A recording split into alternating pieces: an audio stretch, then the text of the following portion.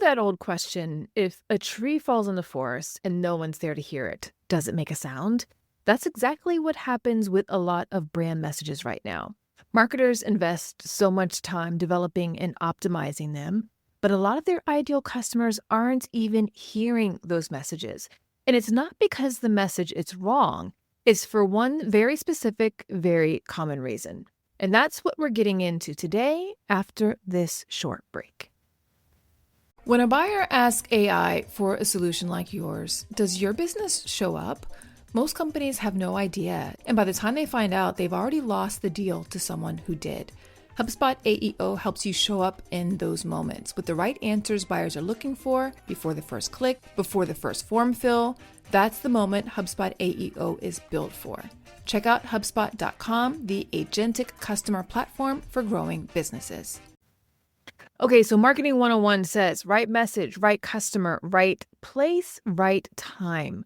Most brands think they've nailed the right customer part, and they've got a whole persona deck to prove it. But my perspective is that most brands haven't gone deep enough with the right customer part, and that negatively impacts their ability to send the right message at both the right place and the right time.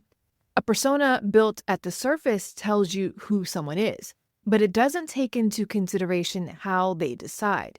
And if you don't know how someone decides, you can't know what actually moves them or what has to be true before they'll even consider you. Now, I did a whole series on how to rectify that, episodes 209 through 212. So definitely go back and have a listen at those episodes if you think your personas may not be doing what they should be doing for you. All right, so for the rest of this episode, we're operating from the premise that your buyer personas are complete, that they've been optimized for the right customers your brand wants to serve, and that optimization includes identity. But most brands are optimizing their decision stage messaging, the arguments meant to win once they're already in the conversation. What they're underinvesting in is the messaging that determines whether they ever make the consideration set to begin with. Persuasion only works on people who are already willing to listen. And whether someone's willing to listen isn't decided by your argument. It's decided by whether your brand passed their first filter. Years ago, when I worked in corporate, I led message development for one of our new product launches, an insulin pump for people with diabetes.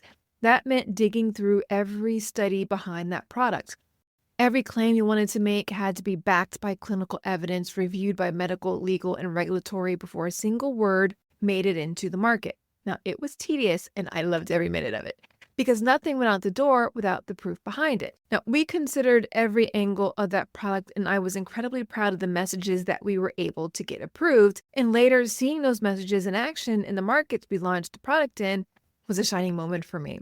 However, looking back now with a new lens, the only time identity ever entered the process, the only time we built messages differently based upon who the patient was for pediatric patients, because the FDA required a separate indication, separate studies, separate data specifically to serve this audience. Now, so if we think about any other identity difference in our consumer base, it never even entered the conversation because our process was never built to ask that question. We had a very rigorous system for proving our claims.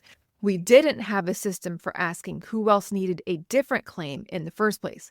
Now, you might be listening to that thinking, well, that's pharma, heavily regulated, high stakes, tightly controlled. That's not my world. Fair. So let me take you to an example where there's significantly less regulation and significantly lower stakes, the world of hamburgers.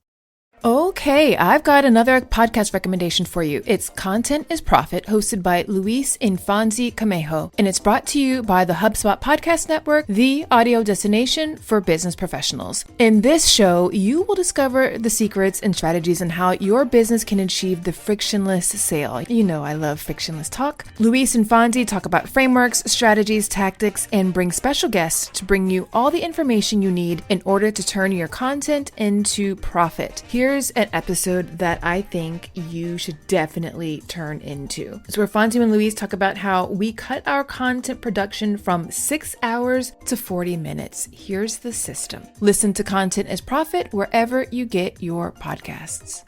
My husband is Argentine and a major beef eater. We moved from Argentina to the US about 5 years ago. And in that time, we've eaten a lot of hamburgers together. Both of us eat gluten-free for health reasons, and that one detail changes everything about how we choose where to eat. So here's what doesn't change. Taste still matters, ingredients still matter, toppings still matter.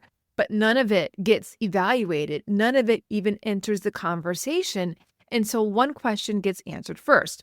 Will this work for someone like me? Or in our case, people like us. And for us, working for people like us means gluten-free buns, preferably ones that aren't dry and crumble when you bite into them, and they have gluten-free fries cooked in a separate fryer than other things like chicken nuggets. Because for us, French fries are part of the experience of eating a hamburger, and we don't want to get sick as a result of eating our burgers and fries. Now, there was a Five Guys that opened less than 5 minutes from our house. We have never gone to that new Five Guys, and it isn't because the burgers are bad, it's because they offer a lettuce wrap instead of a bun. And for us, that's just not the same experience. So they don't even make it into the consideration when we're thinking about eating outside of our home.